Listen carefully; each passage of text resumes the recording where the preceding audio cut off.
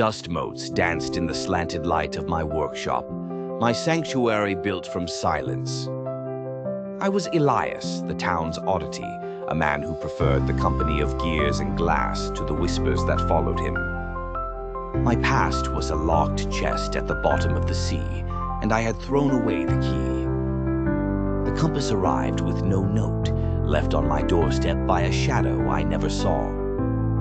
Its brass casing was carved with swirling patterns that seemed to shift if you stared too long. Its needle, a sliver of black obsidian, did not tremble toward the magnetic pole. It was locked, pointing directly inland toward the cliffs, a nonsensical direction.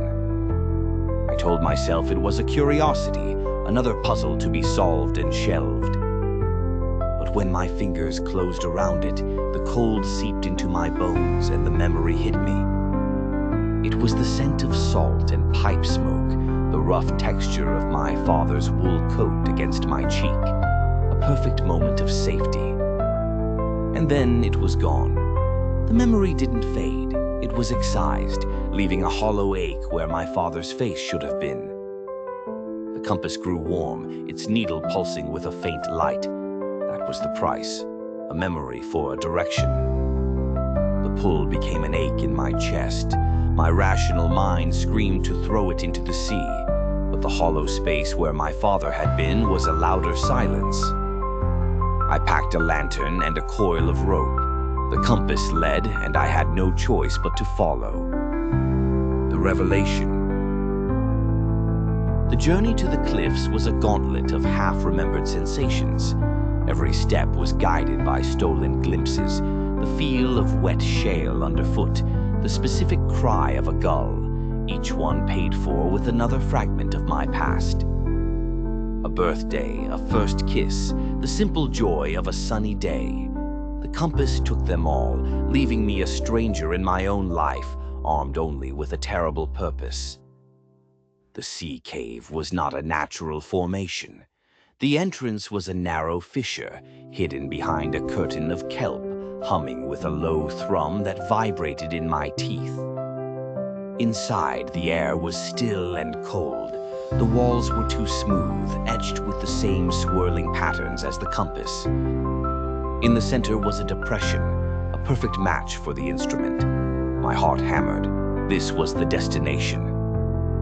With a trembling hand, I pressed the compass into the stone. It clicked. The carvings glowed with a soft blue light, and the cave became a window. I saw a ship, the sea serpent, being deliberately lured onto the rocks by false lights on the shore. I saw the townsfolk, my neighbors' grandfathers, plundering the wreck, their faces greedy. This was not a tragedy. It was murder for profit. The town of Haven's End was founded on a lie.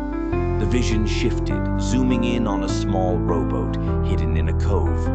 And there I was, a boy of 8, watching everything. The final cost was the cruelest. The compass demanded the memory of that boy's innocence, the last pure thing I possessed.